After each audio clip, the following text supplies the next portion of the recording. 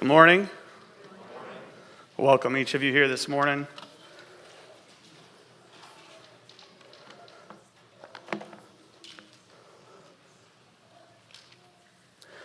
All right, you can go ahead and put the slide up. A donkey carried Jesus into Jerusalem on Palm Sunday. The donkey was so overjoyed at being chosen, he held his head high as they entered the city. He drank in the songs of praise and enjoyed walking on the palm branches underneath his hooves. He relished the attention directed toward them. A week later, the little donkey wanted to enjoy it again, so he pranced out to retrace his steps. But this time, the people didn't pay him any attention. He said, "Where are the palm branches? Don't you know who I am?" The people who heard him threw rocks at him instead. The donkey neared the city of Jerusalem and said, "Where are the songs of praise for me? Don't you remember me?" Inside the city, nobody paid him any attention. They just shooed him away from their stalls in the streets. The little donkey went home, dejected and humiliated. When his mother saw him, she said, "Foolish child, don't you know, without Jesus, you are nothing." That's true for each of us. Without Jesus, we are nothing. Let's stand and we're going to read Luke 14 this morning. Luke 14, 1 to 14.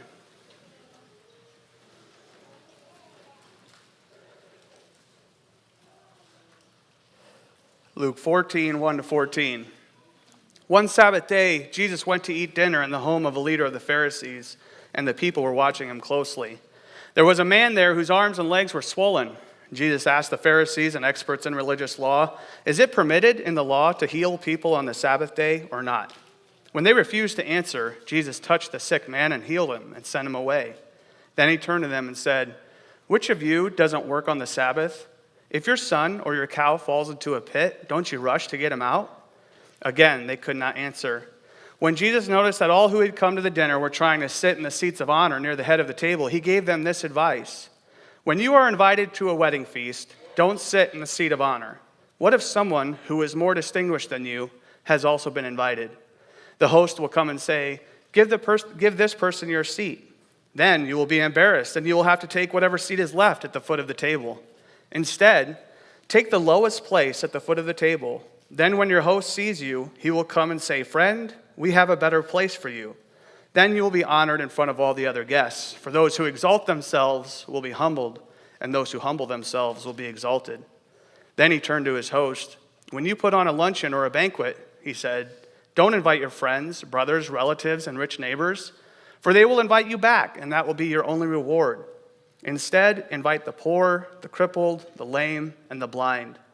Then, at the resurrection of the righteous, God will reward you for inviting those who could not repay you." Let's pray. God, I thank you for this passage this morning. I just pray that you could speak through it to each one of us here this morning. I pray against anything that is of me, and that you would just be glorified. That if I say something or do something that is not correct or true, that it would be forgotten or missed. I just pray that everyone would have minds and hearts to hear what you have, what you might speak to each one of us. In your name we pray. Amen. You can be seated. So we're becoming quite familiar with this scene of Jesus at the Pharisees' house eating a meal. This is the third time it's happened that Luke has written about it, and it's also the final time. I don't know if word finally got out that if you invite Jesus over to your house for a meal, he's probably going to say some tough things, and they just thought it's better just let him find his own food. I don't know. But unfortunately, this time, like the other two times before, it doesn't seem like they had the best intention. It says they were watching Jesus closely. I feel like this scene is a setup because they're watching him closely. You have a sick man here. In chapter 13, we see the same situation or similar. He was at the synagogue. There's a sick person there, and he heals him. Well, the Pharisees were none too happy about that. And so here we are again. It's the Sabbath. We're at a Pharisee's house now, but there's a sick man there, and visibly sick. So what's Jesus going to do? Is he going to resist the urge to heal someone on the Sabbath, or is he just going to go ahead and do it? Well, Jesus seems to spot it, and so he questions them, but no one answers. So Jesus goes ahead and heals the man. Then he sends the man away, and Jesus asks another question. Again, no one's comfortable answering.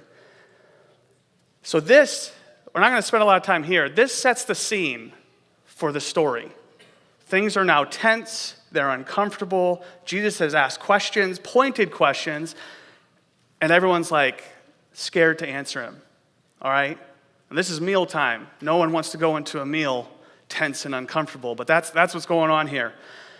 People hadn't even sat down yet, and they're feeling this. So, as they begin to sit down, Jesus notices something. These people are scrambling for the best seats, the ones closest to the host, the seats considered the seats of honor.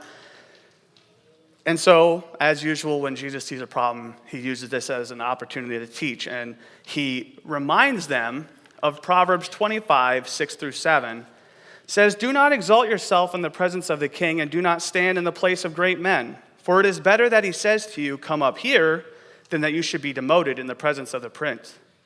So most of us have heard things like this. We've grown up hearing the sayings, whoever's first will be last and last will be first, or pride goes before destruction and a haughty spirit before a fall. We've heard those. We're probably teaching our kids those things.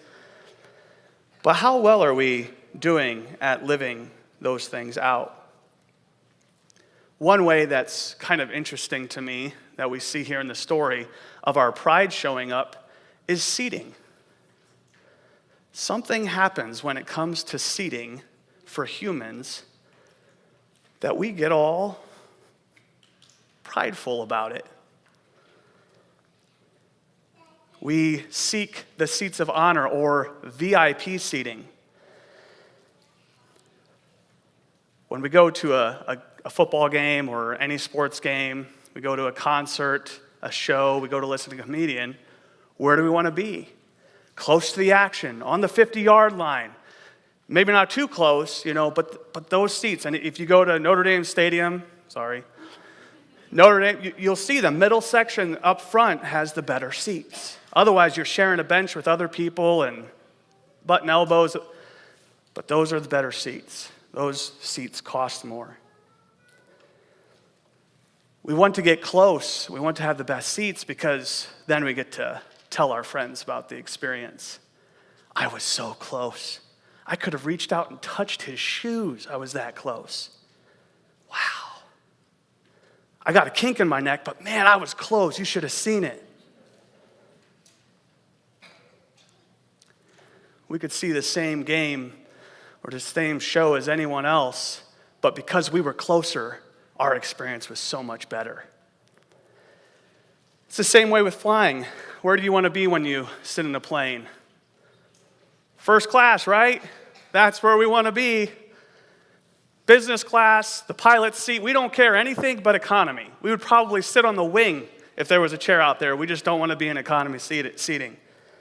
And you could fly economy all your life, and there's that one flight you got bumped to first class. And you sit there watching the economy people go by. Wow, what a bunch of losers. Something about seating has a strange effect on us. It boosts our ego. And that is what Jesus is seeing here. These guys are scrambling for the best seats. Their reason was a little bit different. Their motivation was the same. It was all about pride. We might sit in the best seats for bragging rights. They were sitting in the best seats or seeking the best seats because it could potentially change their life. And for us to understand that, we have to look at the culture at the time. So at this time, most of the area was under Rome's control. Rome is a very proud civilization, culture. You were very proud about who you are as a centurion or whatever place. You just always sought the best place. It was very much similar to the caste system in India. Based on your wealth or who you were born to, kind of determined where your place was going to be. But there were ways of advancing. And the way you did that was by getting to know better people. People who were more valuable than you. People who were more influential, more important.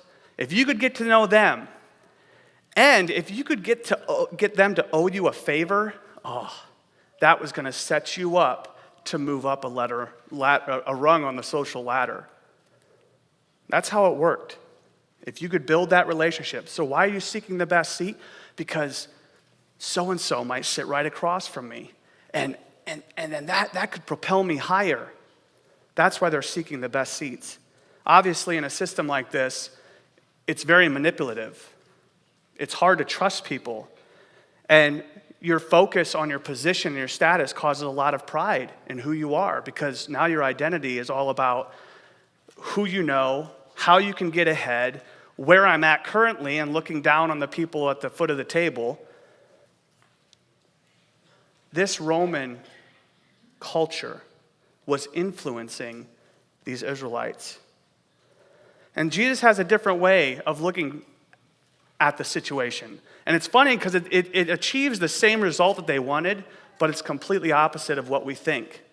He says, instead of scrambling for these better seats and the possibility of John Christ walking in and the host is like, oh, hey, no, he gets this seat. Instead of scrambling for that, sit down here lower in humility. In humility. And then let the host come and say, hey, no, we've got a seat up here for you. And you're publicly exalted in front of everyone who's there rather than being publicly shamed to be sent down lower. So what is humility? There's often misconceptions about humility. And so we're going to look at what humility is not. And we're going to look at this further in a chart we have later. But humility is not this attitude or picture we get of sitting in sackcloth and ashes, wearing torn, raggedy clothing.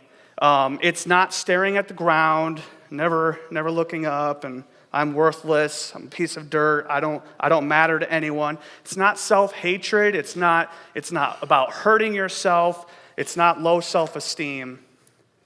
Humility is the attitude Paul describes in Romans 12:3. Do not think of yourself more highly than you ought. Humility is giving yourself an honest evaluation and saying, okay, so I have this ability, I have this gift, I have this purpose, but at the same time, those things can lift us up. If we just focus on those things, they can lift us up. At the same time, acknowledging, but I have this weakness, I have this limitation, I struggle with this. That's what humility is doing. Humility, or the lack of humility, is seen in how a person responds to power, to money, to failure. Abraham Lincoln said, nearly all men can handle adversity, but if you really want to test a man's character, give him power. It's so true. We see different people when they have power, when they have money, when they have fame or possessions. That person maybe we once knew is different. And that's why you have sayings like, don't forget us down here, don't forget the little people, because power does something to people. Humility is knowing who you are despite the world telling you that power, money, fame, possessions, etc. is what makes you who you are. Humility is largely impacted by our identity, or where we place our identity. So Jesus, he's teaching them about humility. But there's something behind the scenes, there's a root here that he doesn't really pull out, but I think it's very apparent based on the culture that they're living in and what they're doing. Jesus is reminding them of who they are. They are not Romans. They're children of God. They're Israelites. They're chosen. Their identity, as they started to take on the Roman culture and the influences, their identity has started to diminish. And we often view Rome as this oppressive power, and there was that. But we also have evidence of them allowing the Jews to kind of do what they want. We even have evidence of a centurion, I believe, building a synagogue for them. They allowed them to continue. So this was not like, we're oppressing these people and they got to become who we are. This was a choice they were making. This was an identity they were taking on. And when they took that identity on, along with it comes a lot of pride. because you start thinking about your status. You think about your position. You think about who you are and how I can improve. And you forget who you actually are. They forgot their identity. So Jesus is reminding them of their misplaced identity.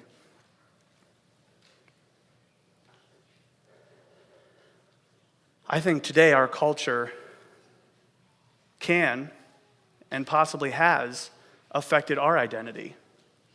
We live in a culture very much the same as Rome that says money matters, says fame matters, looks matter, possessions matter, your position matters, who you know, who you associate with matter.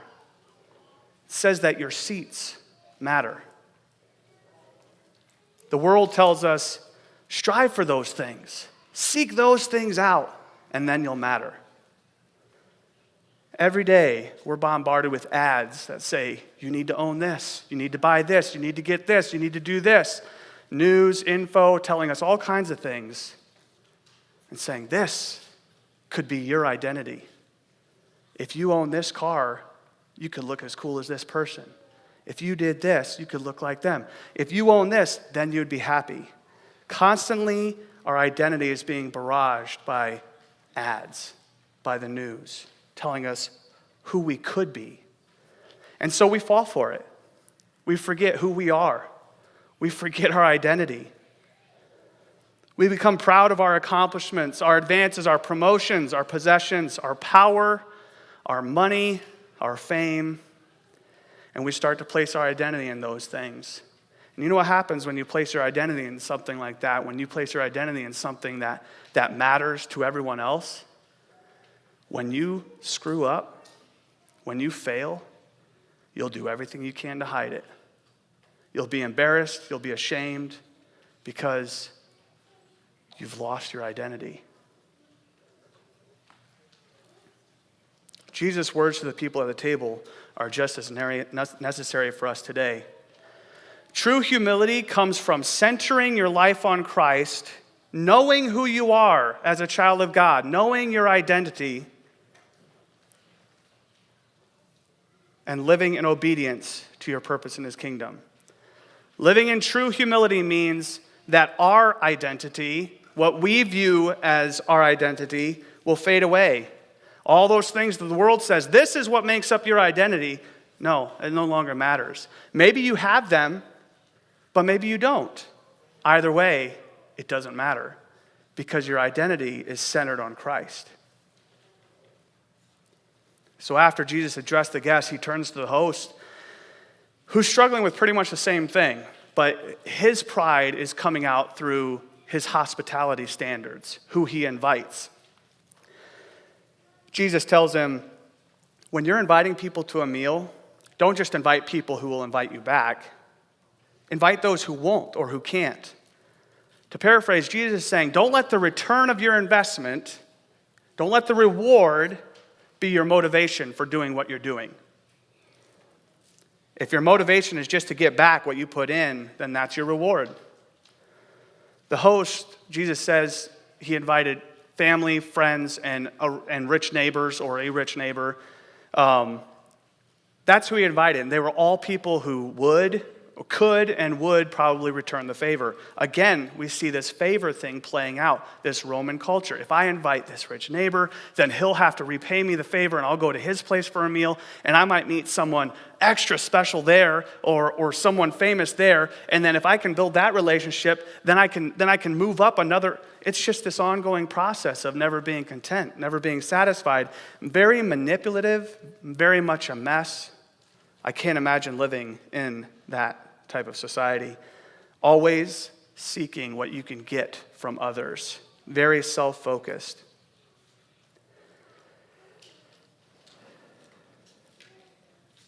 Jesus may be addressing two different people, two different situations, but it's all the same problem. It's all pride.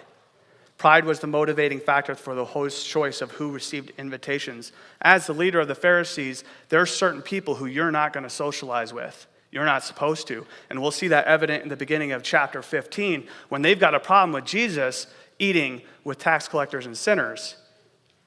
You don't do that. You stick with the people on your level. So you invite people who you know, people who you feel safe around, and people who won't harm your status or hopefully propel you higher. Jesus tells them you should have invited the poor, you should have invited the handicapped, because they can't return the favor. And again, we see this undertone of this guy's identity. He's missing it. Even though he's a religious guy, his identity has now become above what he is. As a Pharisee, he's now choosing to chase the same thing that all the guests are chasing. He's now trying to get the better seat. So he's struggling with his identity too. He forgot, this is my job. And so Jesus says, invite those people and look at the long-term reward, not the short-term, not the here and the now, but the one way at the end that we so easily forget about. Jesus exposed this pride in the people's lives that day. Pride is a poison that often goes unnoticed in the person who has it. Someone said that pride is a sickness that affects everyone except the person who has it. We often don't see pride in our lives. And until someone tells us about it, we don't know it's there. It hides below the surface, completely invisible to us, but everyone else sees it. Pride will lead to ruin. Satan is probably the best warning we have against pride. We're told he was a great angel, special, but he started seeking a higher seat. He started scrambling for the better seat. And what happens? God, the king, the host, says, no, it's not how it works, and demotes him to the lowest seat. Satan thought more highly of himself than he should have, and it ruined him. There are 3 different states that we can fall under: false humility, true humility, and pride. I found this chart online, but before we look at it, I need you to look at your neighbor and say, I won't think about you as we look through this chart, I'll think about me. So go ahead and say that to your neighbor.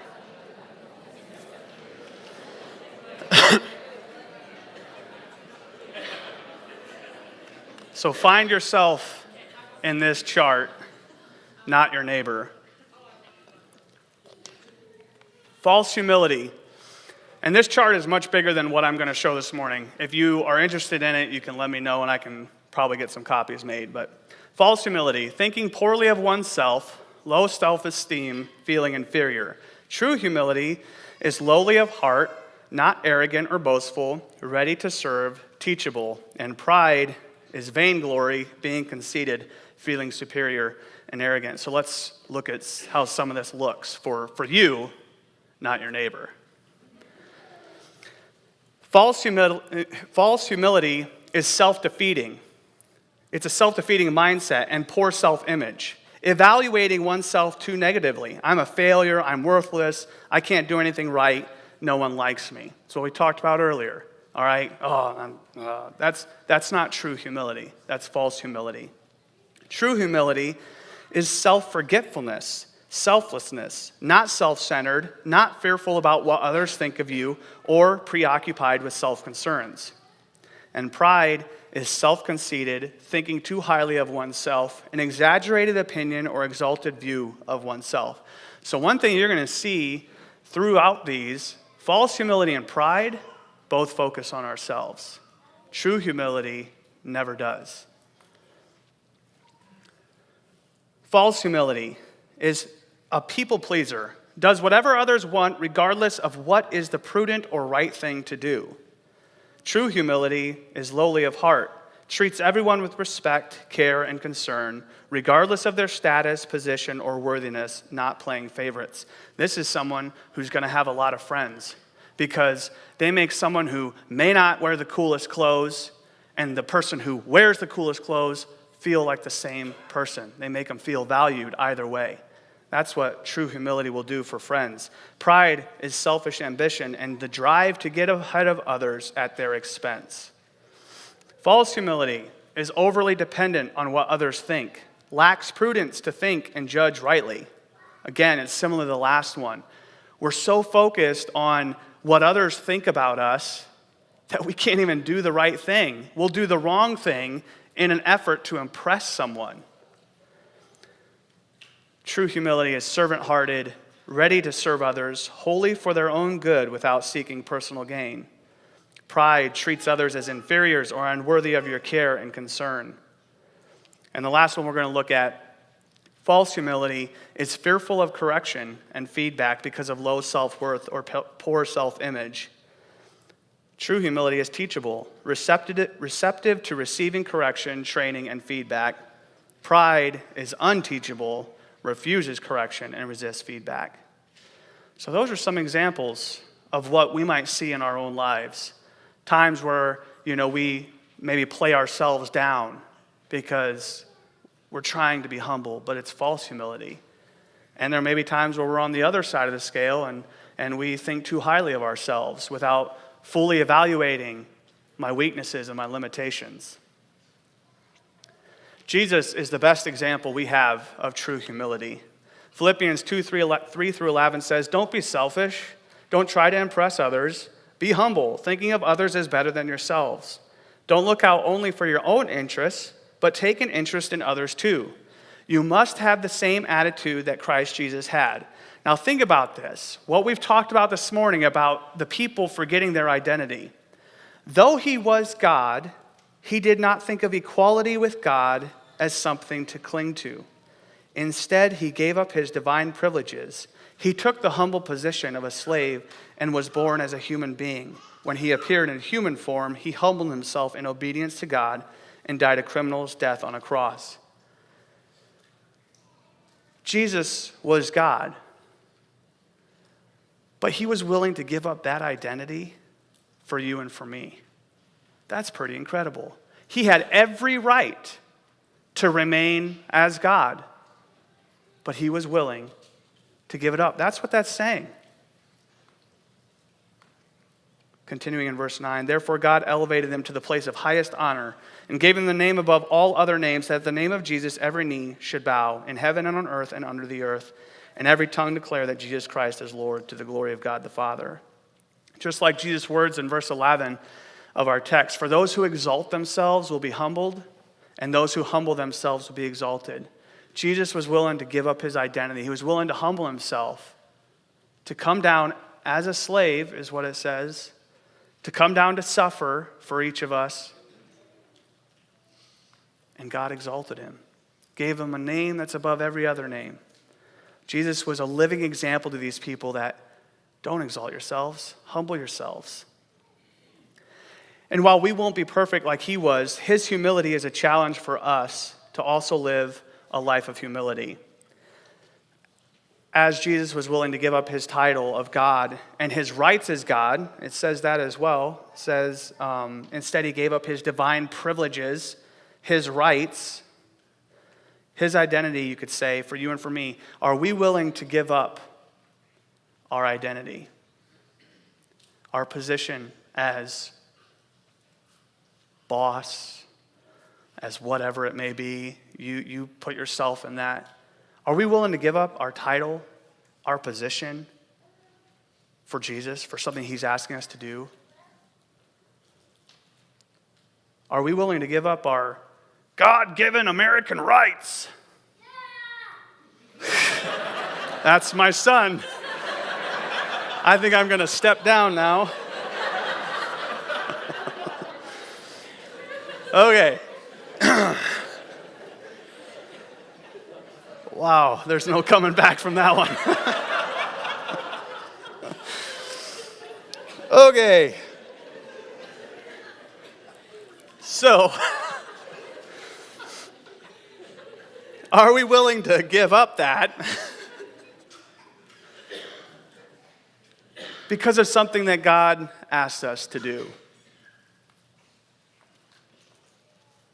Are we humble enough to live a life of obedience to what he has for us?